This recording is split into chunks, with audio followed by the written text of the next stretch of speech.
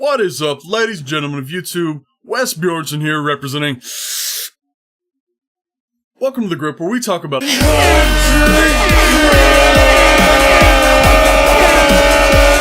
arm wrestling, powerlifting, and strongman. Let's get into it.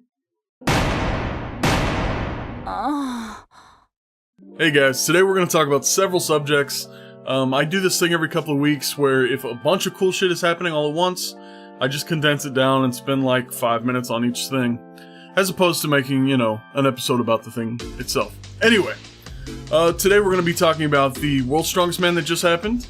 We're going to be talking about WAL 402, the Travis Bagent NAL thing, the Country Crush Deadlift competition, and we're going to settle in on Artems' interview with Jeff Hellraiser. So without too much more bullshit, let's get into it. Okay guys, if you're interested in strongman, I'm sure most of you know already, but we have a new World's Strongest Man, and it is Wes Björnsson. Which, 6 months ago, would have angered me pretty bad. Didn't like the guy, thought he was overhyped, was bored of hearing about him, but in the 2018 Arnold's, he really won me over. Dude put out a mind-blowing performance, and he replicated that performance this year at World's Strongest Man. He blew pretty much everybody else out of the water. The other guy that I said we should watch in Arnold's 2018, Mateusz Kieliszkowski, he made second place. He beat Brian Shaw, he beat Big Z. I told you, man, this guy's going places.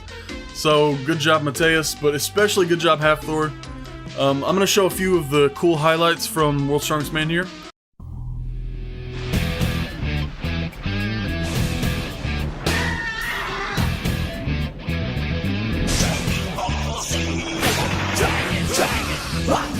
Dragon Ball Z. Dragon, rock, dragon, come, get ready.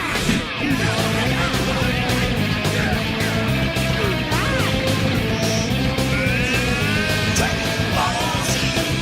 Dragon, rock, dragon Ball Z. Dragon, rock, dragon, come, get ready. Dragon, rock, dragon Ball Z. Dragon, rock, dragon, come get ready.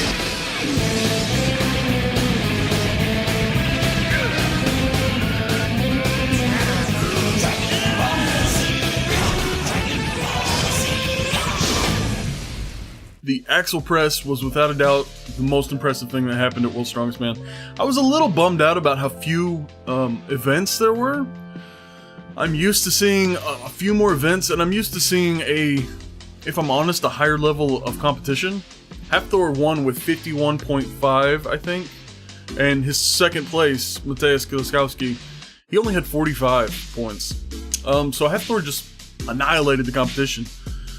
And that brings me to a point that I've wanted to talk about forever, and this just opens the door to do it. If anybody from World's Strongest Man ever sees this, and I know they probably won't, but if they do, you've got to stop having these competitions in the middle of bumfucked Africa or wherever, where it's 113 degrees and it's 95% humidity. These are 400-pound dudes lifting tons, literal tons. You're gonna end up killing one of these guys. Just do it somewhere more acclimate, man. Do it in England, do it in the US, do it in Russia, Japan. Somewhere that's not boiling hot, where you can cook a fucking egg on a car. And I understand that there are budget restraints. When you do it in a higher profile country, you have to pay more in taxes and so on and so forth. I get that. But if you end up killing one of these dudes, it's gonna tank your whole organization. World's Strongest Man will go under.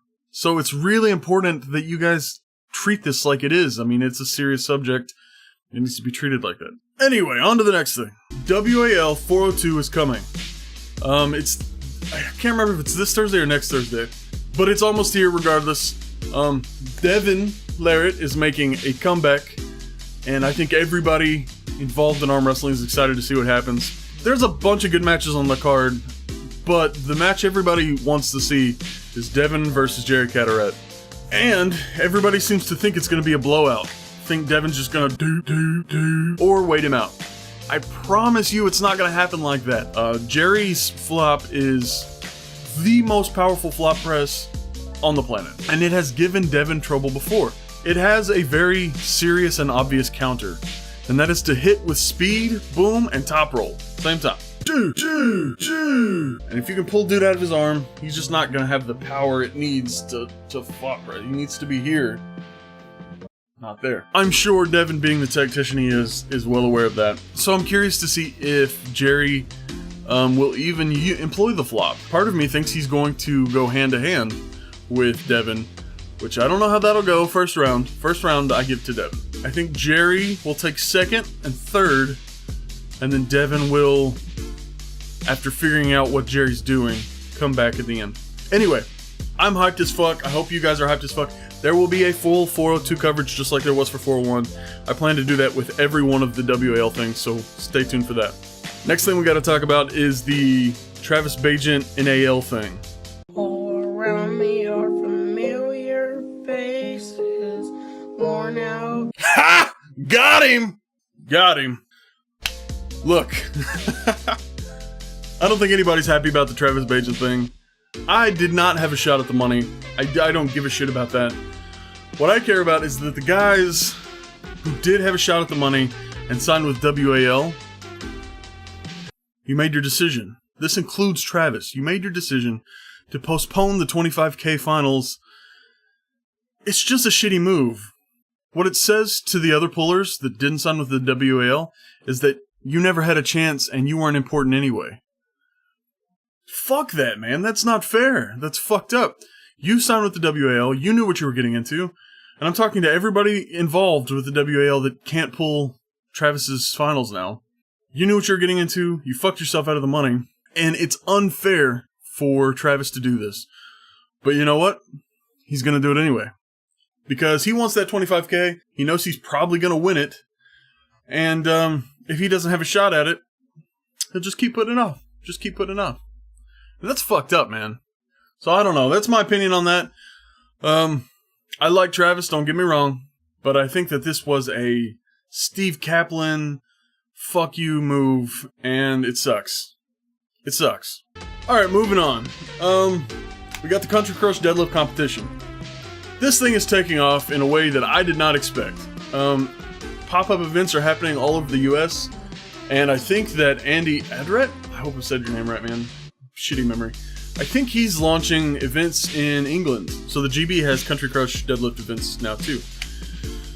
They are a ton of fun. They're garnering a ton of attention. We've got one here in Kentucky on June 9th. Ocean man, take me by the hand, lead me to the land. So you should make it out to that. I'm sure there will be arm wrestling tables for us to fuck around with, but the main focus is, of course, the Country Crush Deadlift.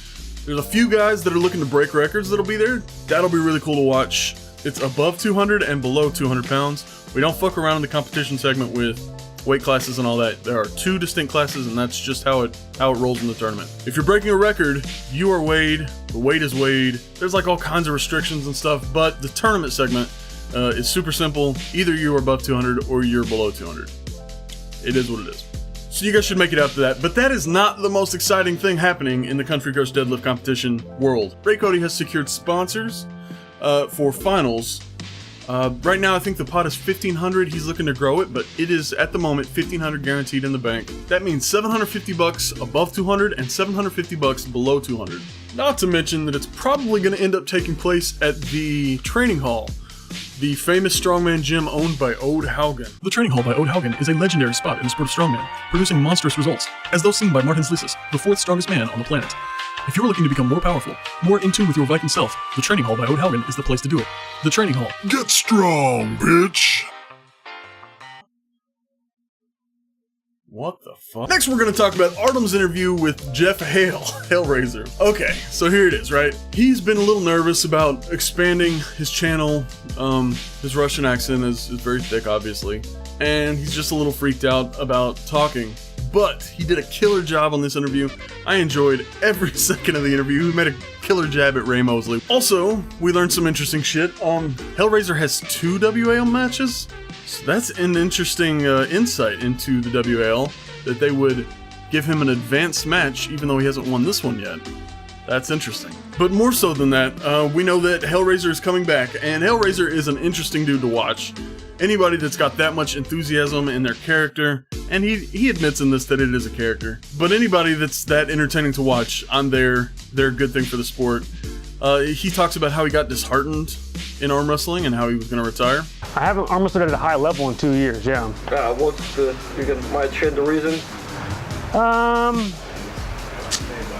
I just kind of felt sidelined in the sport. There was a lot of different leagues and a lot of different contracts and all kinds of new ideas and what the sport was, what direction the sport was going, and it just I kind of got depressed about it, and I just decided I didn't really want to compete. I almost thought I might just retire. I mean, I kind of just lost that love, and feeling for the sport, I completely understand. I think most arm wrestlers go through a semi-retirement at some point where they fall out of love because it's just not working. Nothing they do seems to be progressing the sport. But he's back. I'm excited, and I really hope that he stays this time because dude's fun to watch. Alright guys, I had a lot to talk about. I wanted to condense everything into one episode so we could talk about it all at once. WAL 402 is next Thursday or the Thursday after. Shitty memory. So there will be coverage here. Make sure you subscribe for that.